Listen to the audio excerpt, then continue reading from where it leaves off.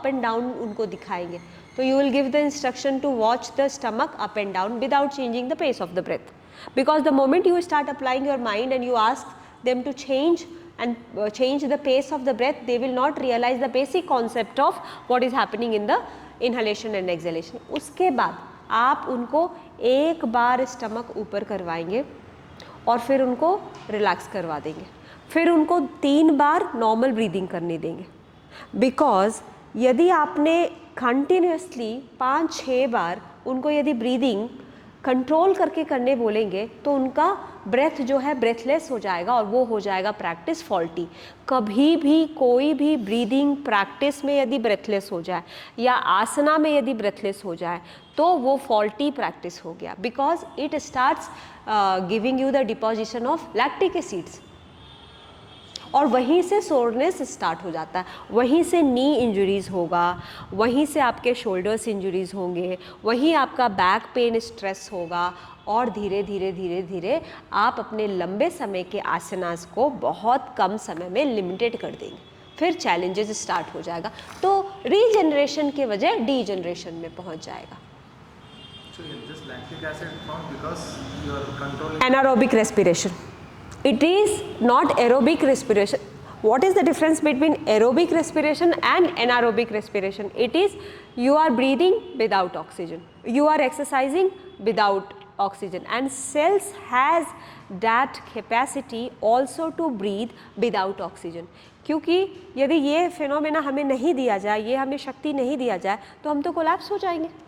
क्योंकि जब हम अवेयर नहीं होते हैं, जब हम दौड़ते हैं, जब हम चीज़ों को बिना जैसे ट्रेन छूट रहा है हम क्या करेंगे, ब्रेथ को तो भूल ही जाएंगे.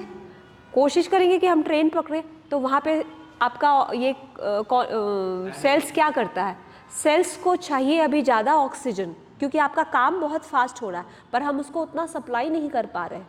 तो सेल्स क्या करेगा, एनारोबिक रेस्पिरेशन करना शुरू कर देगा. लेकिन कितनी देर तक करेगा, कितनी देर तक करेगा, एक समय आएगा जहाँ पे उसको स्टॉप करना पड़ेगा.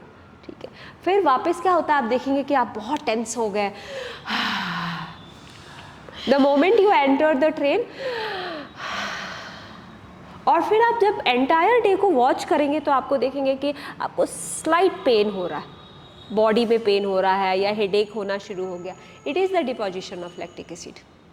सोरनेस आ गया या कभी कोई आसनास आपके लिए नया है और जब आप आसनास को करना चाह रहे हैं वहाँ पे आप फिज़िकल मूवमेंट को ध्यान रख रहे हैं, ब्रीदिंग को कंसंट्रेट नहीं कर रहे हैं तो आपने स्ट्रेस में आके उस आसना को किया, देखेंगे कि कल आपको पेन आ रहा है. यस, तो it's good to do 10 asanas, do with quality, hold the asanas, understand the breath and then go ahead.